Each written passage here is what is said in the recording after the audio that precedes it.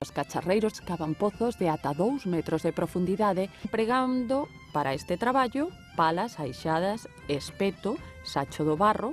Se empregaban cestas de varas para despois levalo en carros de bois ata as casas dos cacharreiros.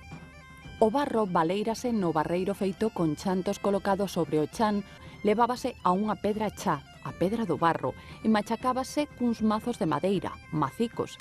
Aínda hai que escollelo a man para quitarlle todas as impurezas, para posteriormente amasalo coa man. Os cacharreiros de Bonxe, para facer as pezas, empregan o torno alto. Para alisar e estirar o barro dos cacharros empregan as mesmas pezas de madeira que os de Gundibós, pero reciben distinto nome, o de canaveira. Unha vez colocada a pella de barro na roda, os procesos que ten que facer son centrar o barro, abrir o barro, fondar, subir o barro, facer a ourilla, dar forma ao cacharro, decorar, poñer as asas no caso de que as leve.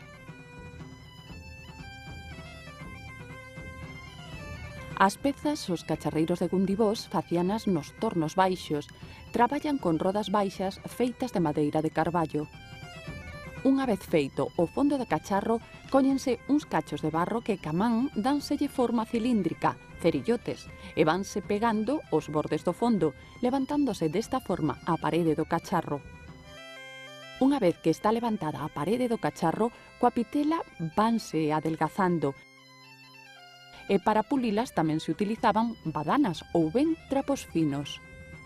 Cando está acabada a peza torneada, procédese a poñerlle as asas e a decorala con vincos e coa pitela fánselle punteados e liñas incisas.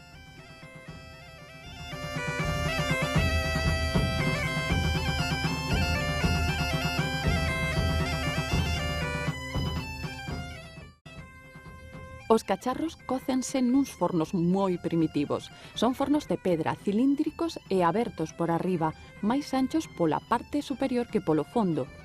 Para cargar o forno, conforme se van metendo os cacharros, o enfornador ten que ir subindo apoiándose cos pés na parede do forno, fincando nas paredes, polo que a tarefa non a podía facer calquera. No seu interior non teñen parrilla onde apoiar os cacharros que van cocer, polo que os cacharreiros antes de cocer tiñan que colocar as pezas máis grandes, bellas e deterioradas procedentes doutras coccións no fondo do forno. Estes cacharros colocábanse preto da boca do forno, tendo cuidado de deixar un oco suficientemente grande para meter a leña.